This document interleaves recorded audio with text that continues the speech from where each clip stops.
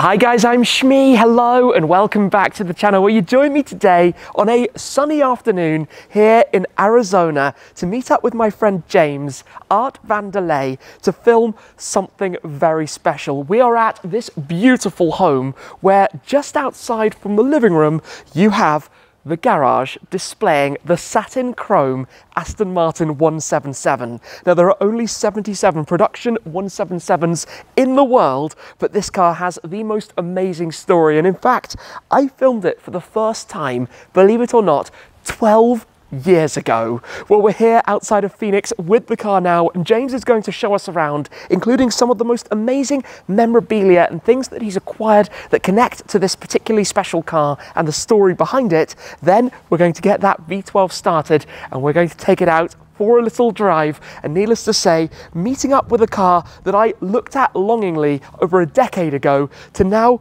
get behind the wheel of it. This is going to be quite something. Let's go find James, ArtVanDelay, and find out all about this 177. Hi James, great to see you. Hey Tim, thanks for coming to my garage. Absolute pleasure. I feel like I know your garage from all of the content I've seen and from the unveil you did with this. We have a shared passion. We do. I found you originally by doing some deep internet searches on what 177s were made and what were available, and that's how I found you, and you reached back to me, which led to me acquiring this car. I think a lot of people who follow my platforms now wouldn't necessarily know that over a decade ago, I used to run a website about the 177. I was absolutely mesmerized by these cars. And to be honest, in particular, your car, because your car has been around the world. It's the most documented 177 in the world. It is. And the one thing that people will say, the kids that are watching that know these cars would tell you there's 77 in the world, but when they learn that there's actually 78, they're surprised, because this was one of 10 original development cars, and Aston took those cars and took some to crash test. Some were saved in various states of progress. One became the Vulcan prototype. One became the one-off Victor that kind of was famous last year. And for whatever reason, which I don't know to this day, Aston decided to restore the one that made the most media runs. And long story short, I came into possession of it.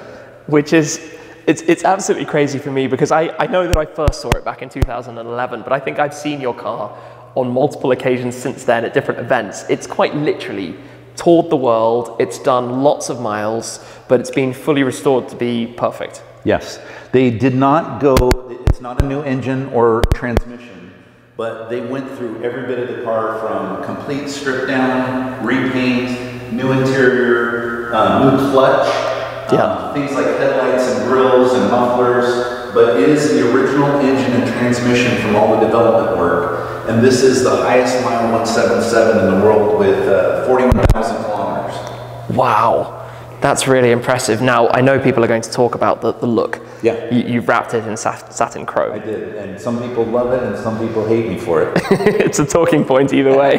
What was kind of the idea behind that? For those of you that hate it, just know that there is perfect paint underneath the wrap, underneath the PPF, and it'll go back to that at some point. It's still the original bronze kind of copper pearl. There was two 177s done in copper pearl, and the development car they painted, so it actually is the second one. There's one production of the 77.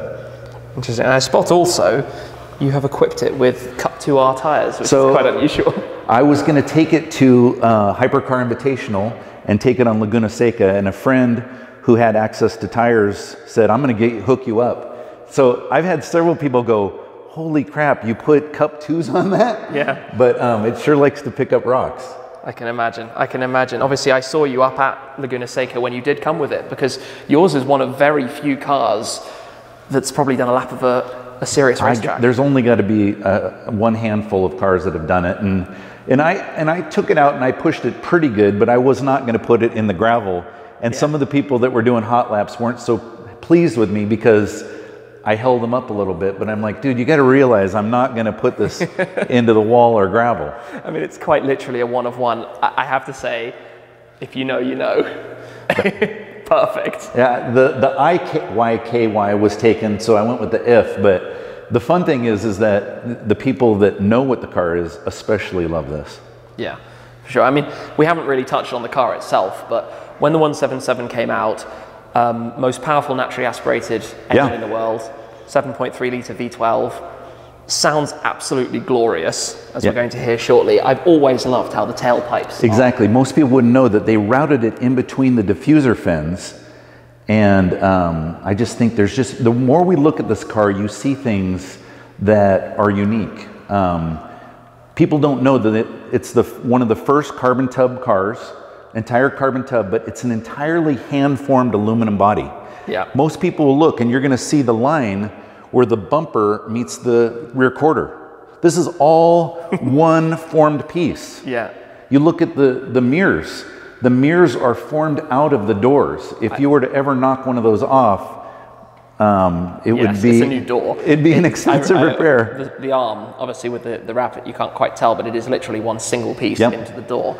It's things like the suspension that you can see directly through the rear window, that kind of thing I've always found so particularly striking. Had active aero, which, you know, it's a fairly innocuous small wing, but this comes up at around 70 to 80 miles an hour and then drops down at 40 miles an hour. They had air routing through the front headlight intakes to cool the brakes.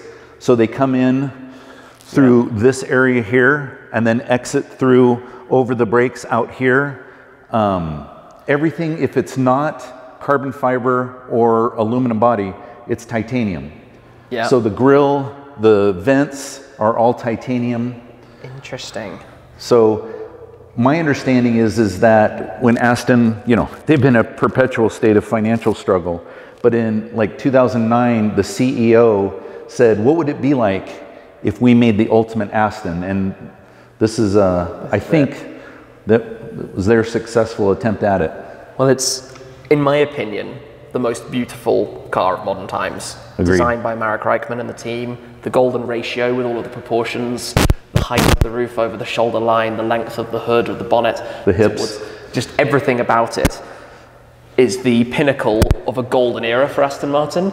But I think this goes even, before we get to the interior and starting it and heading out with it, this goes even further, right? Because you have the most amazing history and story with everything to do with this. Yes, so this car was purchased by an Aston VIP when the team decided to take a development car and rebuild it and refurbish it. And that guy has an 177 in Europe, and all of his cars are in the flag of his home country.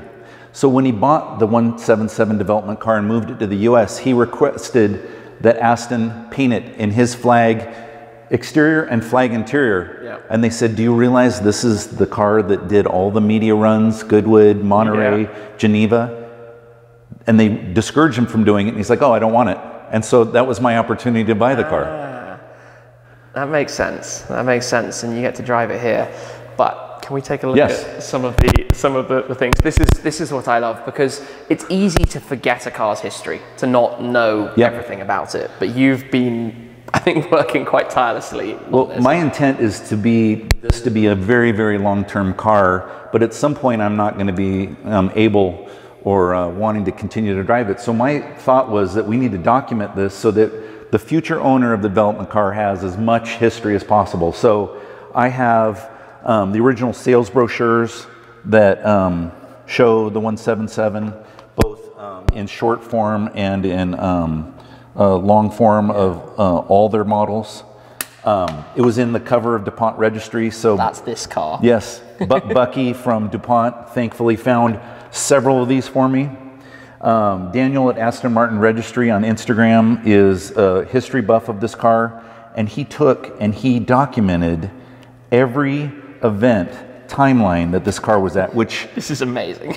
Tim, like, you've told me we were at a lot of these events. Yeah, because I know I was at Goodwood, I went to this Piston Heads event in 2015. Obviously I've seen it since it's been in your possession, taking it to Car Week, to Hypercar Invitational. I feel like I've known the car for ages, but I love this. Yes, and this is inspiring me to do something like this with my cars. Well, I think for all of it, and the miles that it was at when it did certain events, and you know what miles it was at when it was transferred into the US, and all the documents with the importation. So to have all this, there's good with that. Yeah, you were there at that. There. I'm probably somewhere in the background holding a video camera. So all this history is documented, and I will say that somebody on Instagram that follows me said, "Hey, I was at the original 177 media kickoff, and they handed out custom-made shoes to everyone at the event." So he sent me these, and I am going to send these out to a professional cleaner to get these really well done. But to have 177 shoes made by Colhan that Aston Martin commissioned to go along with all this documentation. But they also match your car. They do match the car, exactly. So it's just, each of these things adds a little bit more of, I think, the value to, you know, my future purchaser. Moving to the interior here, they did a great job of just making sure that every material is special, from the leather to the, if you look at the stitch is like a double wide stitch. It's wider than most interior stitches. And then it's just leather, stainless, Alcantara, and carbon fiber. And if you look between the seat and the floor mat, you can see the carbon tub. It's just right there exposed. And you look behind it and you see the pushrod suspension, and there is no storage in this car other than that tiny little, it's not a place where you want to drive very long. Well, I drove with a mutual friend of ours who took his 177 on the Gumball 3000. Oh, yes. And they had some fun with their luggage. Exactly. But big respect for doing so many miles in the car. I think, you know, when this arrived, the idea of a squared off steering wheel was completely new. That wasn't really out there. I've always obviously loved the Aston Martin dials with the opposite, or inverted rev counter, the way it runs counterclockwise as opposed to clockwise. Those details, and of course, the emotional control unit key, which and just there's a few of us that have actually petitioned Aston Martin about a manual, and while that would be an awesome thing, if you look at the waterfall center console, it would be such a delicate and unique task to redo that entire center console. I mean, it has the automated manual gearbox. So shall we take a listen? Yeah, let's do it. Let's get a start-up of the 177. Such a distinct V12 sound.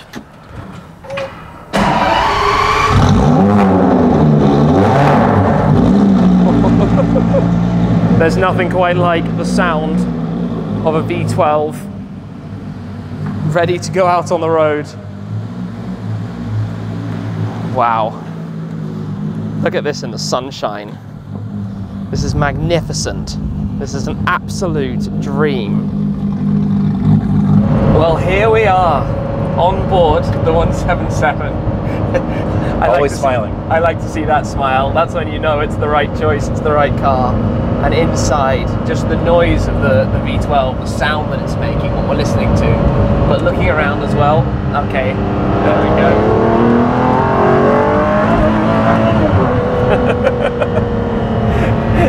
Good times. That sounds monumental. I mean, how does it feel driving this? You know, you were keen on the car for such a long time, and it was a big project. You know, I mean, once you get past the slow speed and the transmission, it drives a lot like a lot of the cars of its day.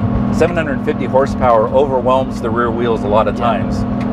It feels kind of Aventador SV-ish in terms of power and that, but sense. Power and gearbox, similar kind of setup. But two wheels. You got, you know, where the Aventador is pulling all four wheels. So if I get on this when the tires are cold, I've actually had this thing sideways a few times. I can imagine. Yeah. Well, long wheelbase, all the weight is up at the front. It's probably quite a fantastic thing to drift and slide around with.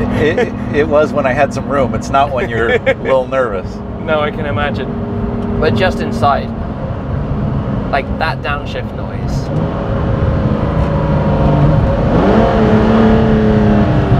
That's such a nice sound, and you're driving in a work of art. So you're driving in something that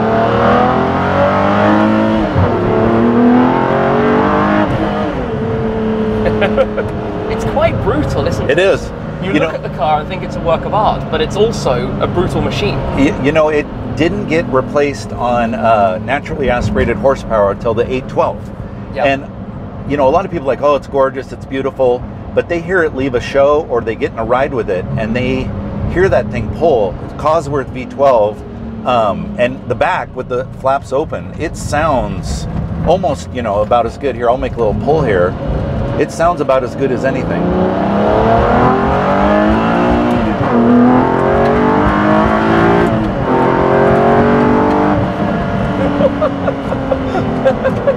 That was a fairly big number in a very short period of time. Yeah, I mean, it's not slow, is it? No.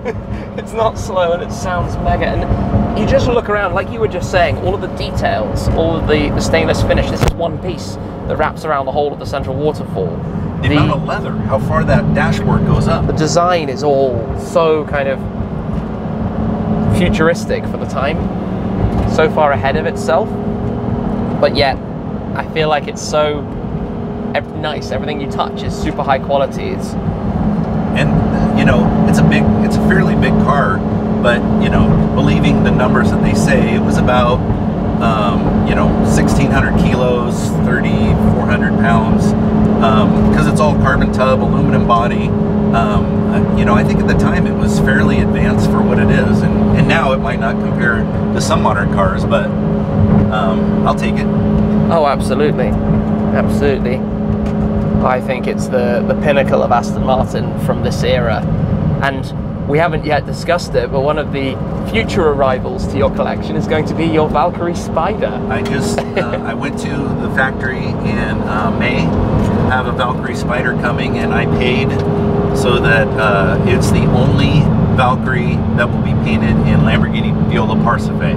And you know what's quite fun about that is that's the color on which I formed the base for my Zenvo.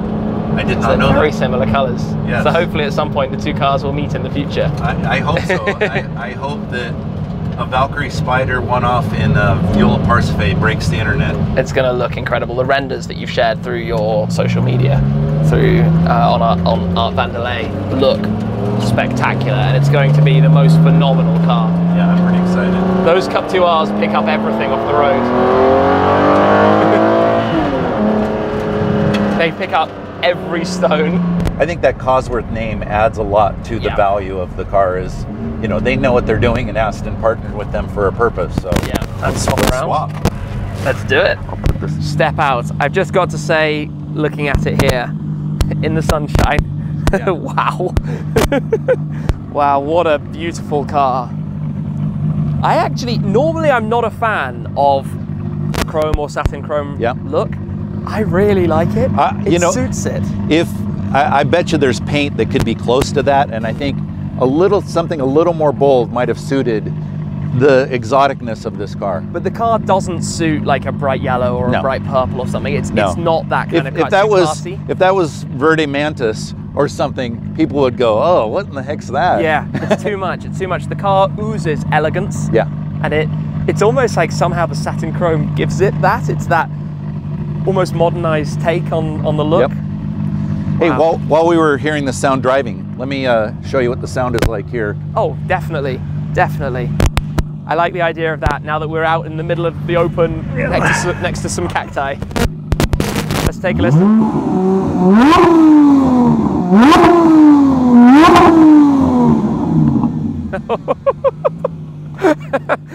What a dream. That makes me smile every time. It makes everyone smile. I hope everyone watching enjoyed that. So, take a seat on board. Yep. Let's do this. Let's do it. So I got Tim now driving my car, and this is, how many 177s have you driven? It's a couple now, but the last was a few years ago, out in the Middle East actually.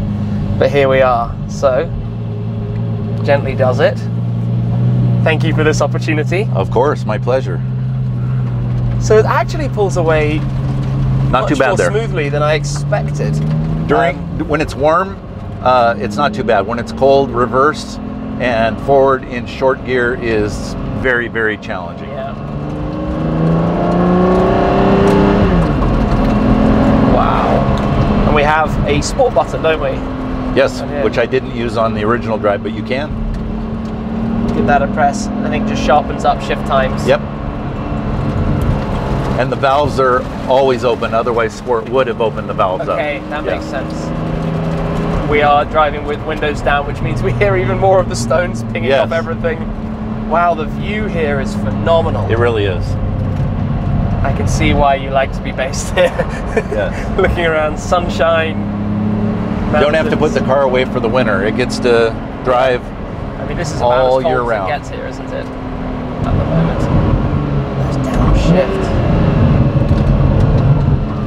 I'll tell you, it's kind of fun to be a passenger because I don't think I've been really a passenger with anyone else driving it. Well, thank you very much for that honor. Well, you appreciate even like brake sensations as a passenger and different things. Yeah. What's interesting me here, though, to actually get out and drive it. And obviously, the car is famed for not being particularly smooth, like right now, on the pull away, for example. You have to be very gentle, very delicate with it. It's kind of in some ways like the Carrera GT in that respect, how you have to be with the clutch. Because you have to remember that mechanically, underneath, this is a manual gearbox. That's why you were talking about how you could convert it to a manual technically, although if you put in a shifter, you'd have to ruin this nice interface, this control area in the center.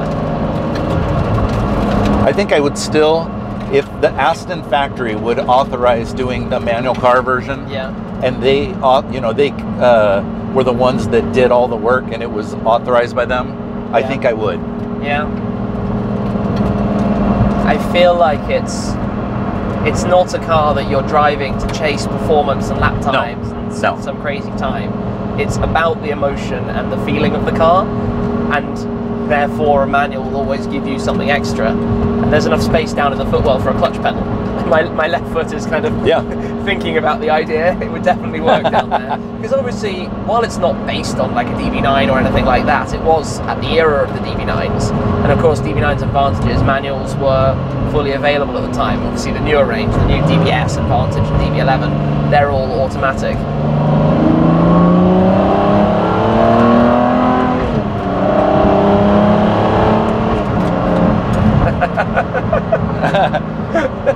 That's what we want from driving, right? And I'm just driving it very, very, very gently. Very gently. But still. But if cars give us that kind of reaction, then they're doing what they need to do. Yeah, absolutely are. This is,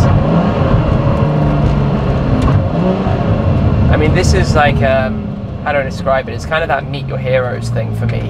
You know, this car was absolutely my hero. I made a 177 website about it, right? It was completely my absolute passion back at the time when I had my V8 Vantage Roadster.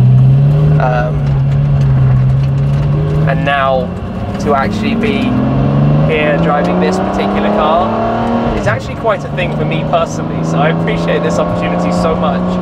Well, you know, I've filmed this car so many times and now here we are. Like this is the one you watch go up Goodwood Hill. I mean, for me that was pre having any idea obviously what Shmi 150 could become. That was really just my passion for cars and enjoying making videos and sharing videos, and the 177 was a big part of that. And now here we are, and I can't thank you enough for letting me share and be part of this experience. We'll open it up a little bit more.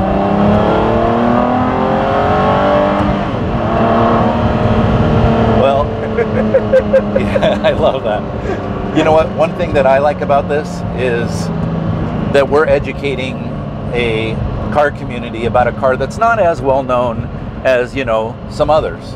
And for those that don't know about this car and what it's done and what it's known for, I think is a good thing for us to be doing. Definitely. I think that it's fascinating as well for Aston Martin as a brand how different this is to Valkyrie. You know, you will be part of a very small number of people who are lucky to own these two fabulous machines, but fabulous machines in such different ways. From the epitome of beautiful Grand Tourer to the absolute ultimate of technology and engineering and performance. The Valkyrie. And neither car will probably be one that I'm going to enjoy driving a lot.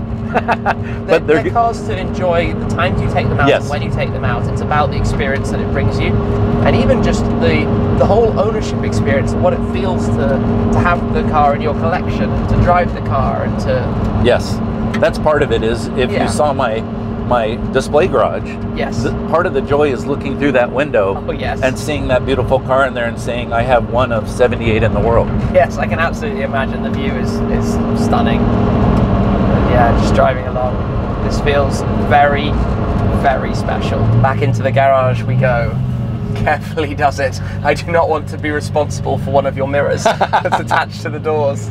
Nothing like the pressure of squeezing a 177. And there's your third 177 drive. Wow, that was incredible. Thank you so much. Right, pop out the key. There we go. Thank you so much. What a day. What a drive, what a car, what an experience. That never gets old. No, that never, ever, ever gets old. I actually can't quite believe that we're here. Like I've said far too many times, having seen this car around the world, to have now driven this car, the younger version of me back then at the Goodwood Festival of Speed would never have thought that one day I might be driving that car that I'm admiring as it goes up the Goodwood hill climb. But here we are with James, and it's wonderful that he shares so much of that story through ArtVanDelay. Do go and give a follow if you'd like to see more, especially with the Valkyrie Spider, and who knows what else on the horizon for the future. But this is a car that is timeless in its design, in its elegance, in its style. It's so beautiful to look at. And while it's famed for not being the greatest drive in terms of the gearbox especially, it has its unique character, it has its charm that comes through that, and I think you have to appreciate that this was a big project for Aston Martin to undertake when they decided to make the 177, to make these. And there are only a handful, I think it's 3, 4 here in the United States, something like that. It's just a couple of cars. Today has been mega, and you've probably also spotted the baby Countach off in the background over there as well, which is also quite a special thing with a bit of a story. But to be here, you know, to have this view from the living room and the outside courtyard straight into the garage, this architecture that James and his wife have put together for this residence is also breathtaking. You know, it's as beautiful as the car, and to have this setup with the car here in the garage, visible from the entry area, and to have the other future cars that will be joining as well, is just, to me, the, let's say, icing on the cake of it all. Now, I would like to show you the engine very quickly while we're here, to show you the V12, which I think is down here. Give a pull of that, come around, haven't closed the door properly. It hinges from the front, opens up, and that is where we have the 7.3 litre V12 with the 177 plaque on that strut in carbon fibre across the front. What a thing. Look at the suspension, look at this. It's in some ways a race car cloaked in a beautiful body. I think that's a nice way to describe it. All of the carbon, different materials, titanium. This is really, really something. Delicately close this down, click it back into place. What a day. A huge thanks to James. This has been phenomenal. Please do go give him a follow if you love your Aston Martins and you'd like to see more of these. That's it for now though. Thank you very much for watching, guys. I appreciate your support an awful lot, and I'll see you again very soon. Cheers.